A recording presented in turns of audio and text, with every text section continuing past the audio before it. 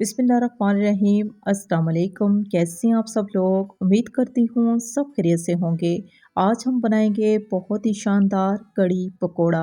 हर मौसम में इंजॉय की जाने वाली सबकी फेवरेट डिश कड़ी।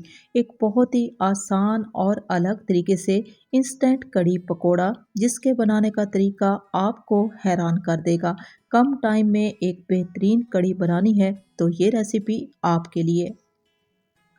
इसकी तैयारी के लिए हम लेंगे सबसे पहले एक खुले मुंह का पतीला और इसमें हम डाल देंगे हस्बे ज़रूरत घी। साथ ही शामिल कर देंगे आधा कप लेंगे छोटे वाली सूखी लाल मिर्च जिसको दड़ा मिर्च भी कहते हैं। अब मिर्च को हमने इतनी देर तक फ्राई कर लेना है कि ये जल जाए और जलने की स्मेल आनी चाहिए। अब इन्हीं मिर्चों में हम डाल देंगे बारीक कटी हुई प्याज। प्याज का ज़्यादा इस्तेमाल नहीं करना। एक मीडियम सी हमने प्याज लिया है जिसको बहुत ही बारीक काट लिया है। अब प्याज को हमने फ्राई कर लेना है। जो ही प्याज इस कलर के चेंज होंगे तो हम फ़ौरन से चूल्हे को ऑफ कर देंगे।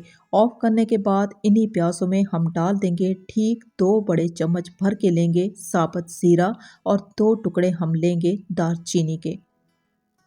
साथ ही शामिल कर देंगे 1 चम्मच भर के लेंगे हल्दी पाउडर। अब हल्दी और ज़ीरा हमने इस मसाले में इतनी देर तक फ्राई कर लेना है कि ज़ीरे की खुशबू अच्छी सी आ जाए और हल्दी का कलर बहुत ही खूबसूरत सा आना चाहिए।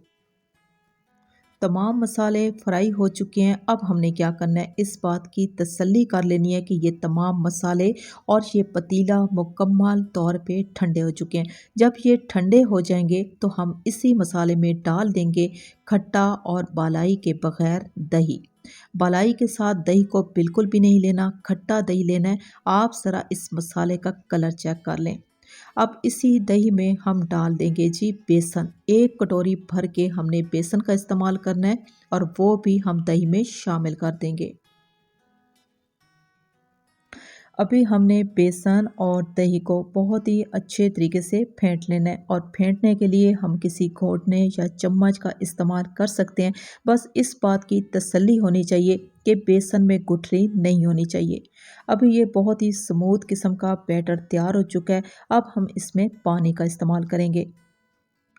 कड़ी बनाने के लिए हमने ठीक 1 किलो दही का इस्तेमाल किया है तो इसमें 1 किलो ही पानी का इस्तेमाल होगा।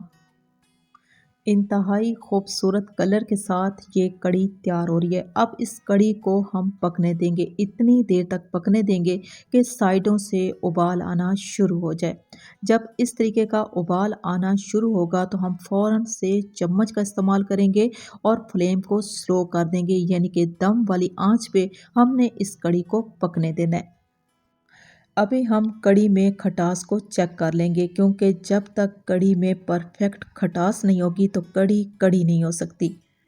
कड़ी बनाने के लिए जितना मर्ज़ी है खट्टा दही ले लें। जब दही में बेसन और पानी की मिक़दार को शामिल किया जाता है तो दही में खटास कम हो जाती है। अब इस कड़ी में हमने हस्बे ज़रूरत नमक का इस्तेमाल किया है और कड़ी को खट्टा करने के लिए हम इसमें टाटरी का इस्तेमाल करेंगे। टाटरी के बगैर कोई भी कड़ी मुकम्मल नहीं हो सकती। कड़ी में हमें जितनी खटास चाहिए इसी हिसाब से हम टाटरी का इस्तेमाल करेंगे। अभी हमने चम्मच के साथ बहुत ही अच्छे तरीके से नमक और टाटरी को इस कड़ी में मिक्स कर देना है। मिक्स करने के बाद इस कड़ी को हमने स्लो फ्लेम पे 1 से 1.25 घंटे तक लाजमी कढ़ने देना है। जब तक हम कड़ी को अच्छे से काढ़ेंगे नहीं तो आपकी कड़ी परफेक्ट खट्टी और बहुत ही लजीज जायकेदार तैयार नहीं हो सकती। इस कड़ी को कढ़ते हुए तकरीबन 1 घंटे का टाइम गुजर चुका है। आप ज़रा इसका कलर चेक कर लें। हम कड़ी को ओरिजिनल हल्दी वाले कलर के साथ ही रखेंगे। इसमें किसी किस्म के आर्टिफिशियल कलर का इस्तेमाल बिल्कुल भी नहीं करना। अभी हम कड़ी के लिए पकोड़ों का मसाला तैयार करेंगे तो हमें चाहिए एक चॉपर। अगर आपके पास चॉपर नहीं है तो इनको बारीक भी काट सकते हैं। 3 से 4 प्याज लेंगे क्योंकि इन पकौड़ियों में प्याज का ज़्यादा इस्तेमाल होगा। लाल वाली तेज़ मिर्चें लेंगे, इससे कड़ी में जो जायका आता है क्या कमाल जायका आता है। अगर ऐसी आपके पास लाल मिर्चें नहीं है तो आप हरी मिर्च या लाल मिर्च के पाउडर का इस्तेमाल कर सकते हैं।